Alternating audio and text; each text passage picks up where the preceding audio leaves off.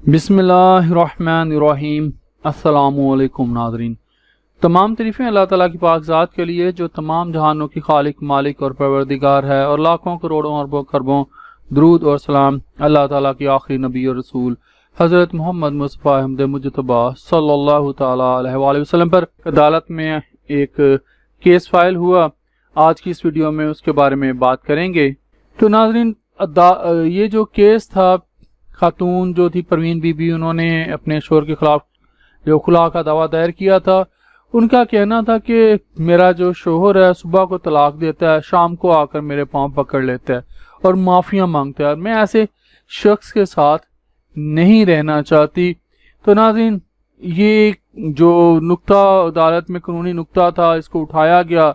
तो ये कि अगर कोई शख्स बीवी को तलाक दे और बाद में माफ़ी मांग ले, कि ऐसी सूरत में औरत को जो है वो तलाक होती है या नहीं होती।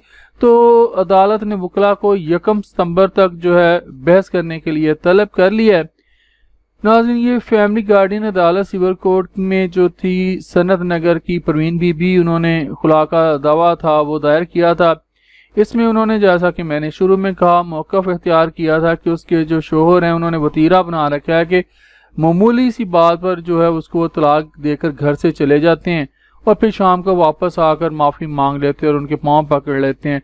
और ये उनकी मामूल की बात बन चुकी है। कई माह से जो ये है तलाक देने का सिलसिला ये जारी है। तो वो कहती है, मैं तलाक रोज़ रोज़ तलाक सुनकर जो है ये लफ्ज़ सुनकर तंग आ चुकी हूँ। तो मेरा ज़मीरी सी बात की इजाज़त नहीं देता कि ऐसे शोहर के साथ रहूँ, लिहाजा खुला की बुनियाद पर इस शख्स से जो मुझे छुटकारा दिलाया जाए। तो नाज़रीन, अब 1 सितंबर के बाद क्या होगा इसके बारे में आपको फिर आगाह किया जाएगा।